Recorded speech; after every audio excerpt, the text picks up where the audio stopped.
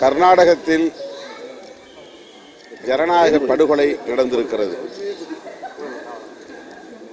தனிப்பெரும் கட்சியை ஆட்சி அமைப்பதற்கு அழைக்க வேண்டும் என்று சட்டத்தில் இடமில்லை. நிலையான ஆட்சியை அமைக்கக்கூடியவர்கள் யாரோ, அது தனி கட்சியாக இருக்கலாம் அல்லது ஒரு கூட்டணியாக இருக்கலாம், அவர்களைத்தான் ஆட்சி அமைக்க அழைக்க வேண்டும் என்பது சட்டம். ஆனால் அதை மீறி கர்நாடக ஆளுநர் எடியூரப்பா அவர்களை ஆட்சி அமைக்க அழைத்திருக்கிறார் என்பது மிகுந்த வேதனைக்குரியது. இது ஒரு ஜனநாயக படுகொலை. ஏற்கனவே மணிப்பூர், கோவா, மேகாலயா ஆகிய மாநிலங்களில் நடந்த தேர்தலின் போது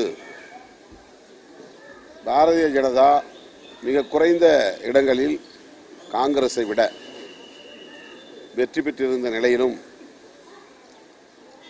காங்கிரஸ் தனிப்பெரும் கட்சி, largest party, single largest party, தனிப்பெரும் கட்சி என்கிற அடிப்படையில் காங்கிரஸை அழைக்கவில்லை.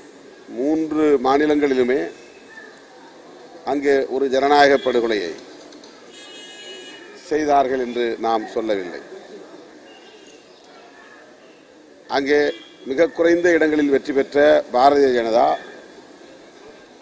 சட்டமன்ற உறுப்பினர்களை விலைக்கு வாங்கி ஆட்சி அமைத்தது. அங்கே ஒரு நீதி, கர்நாடகத்தில் ஒரு நீதி என்கிற அணுகுமுறையை ஆளுநர்கள் கையாளுவது ஆளுநர்களின் தன்னிச்சையான போக்கு அல்ல, அது மத்திய அரசின் போக்கு.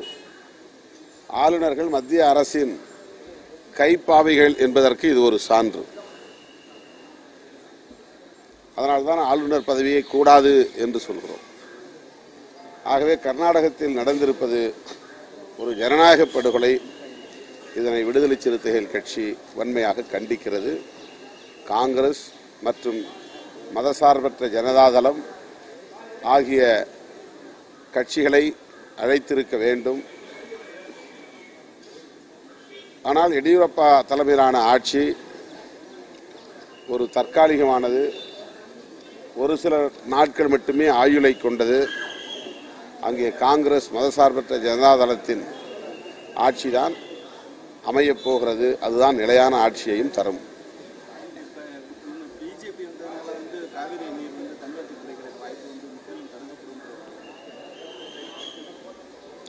பிஜேபி ஆட்சி, எடியூரப்பா தலைமையிலான ஆட்சி அங்கே நிலைக்காது.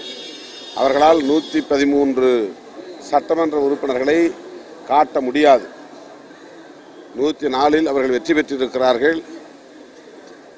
இன்னும் 9 சட்டமன்ற உறுப்பினர்கள் எண்ணிக்கை அவர்களுக்கு தேவைப்படுகிறது. அதற்கு அவர்களால் முடியாது. இந்த ஆட்சி நீடிக்காது.